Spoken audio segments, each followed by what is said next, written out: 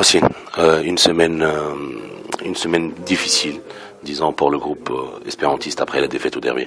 Ouais, c'était une semaine difficile, c'est jamais évident. Surtout qu'à l'Espérance, on n'a pas l'habitude de perdre. Là, on va dire qu'on a perdu notre chance en Ligue des Champions. On a perdu aussi un match capital pour nos supporters et surtout pour le classement parce qu'on a laissé notre fauteuil de leader. Mais c'est ça la beauté du football, c'est qu'on a la chance de se racheter une semaine après. Donc voilà, on a un match capital pour nous dans le sens où il ne faut pas en enchaîner une deuxième défaite ou même un résultat match nul. Pour moi, ça serait une désillusion. On va tout faire pour justement accrocher ces 3 points.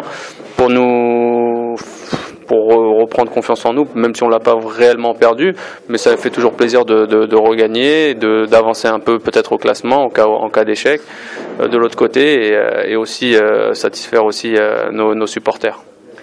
Aussi, le changement d'un entraîneur durant la semaine, avec 4 séances d'entraînement seulement, est-ce que tu penses que c'est Sébastien de Sabre qui va donner un nouvel élan à l'Espérance ou c'est les joueurs eux-mêmes qui vont se rebiffer et donner sa brillance à ses couleurs sang et or? Moi, je pense que ça s'est vu plusieurs fois et tout. C'est pas en 2 jours que l'entraîneur peut faire quelque chose. Je pense que c'est quelqu'un qui vient avec sa conception du football et tout. Je pense que ça va plus se voir dans quelques semaines et tout.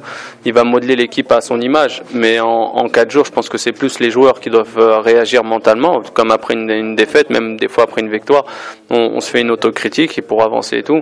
Donc, je pense que la réaction, c'est pas l'entraîneur qui va faire jouer qui va nous faire courir sur le terrain. Je pense que la réaction elle doit être en premier par les joueurs et après c'est sûr que l'entraîneur même sur 4 jours il a apporté quelques on va dire aspects tactiques qu'il aimerait qu'on reproduise sur le terrain, donc on va essayer de le faire au maximum, mais je pense que le plus gros travail c'est les joueurs, c'est pas l'entraîneur.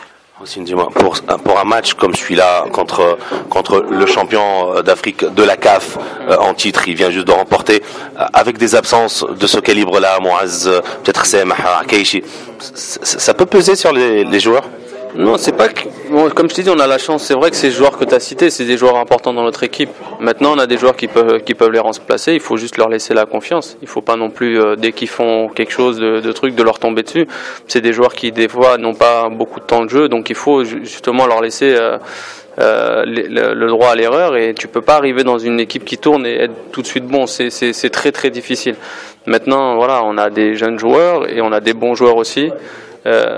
Maintenant, pour revenir à ta question, excuse-moi, je suis un peu parti, je m'en aperçois là. Non, c'est juste que je pense que le match de ce week-end concrètement, il va être beaucoup plus difficile que la semaine dernière.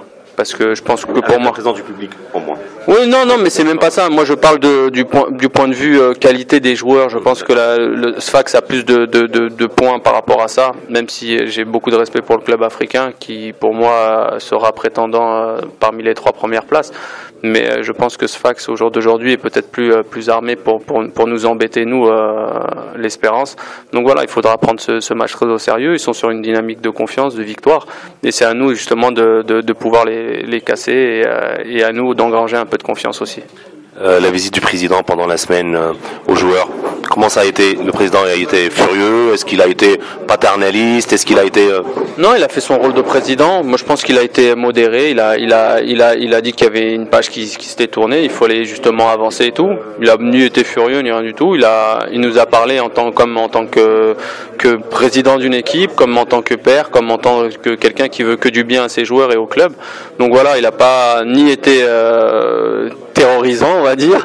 Non, sincèrement, il a eu un discours un peu modérateur, justement. Il a eu un discours pour rassembler les gens. Il nous a aussi présenté le nouvel entraîneur. Et donc voilà, c'est tout. Il n'y a pas eu plus que ça. Merci aussi.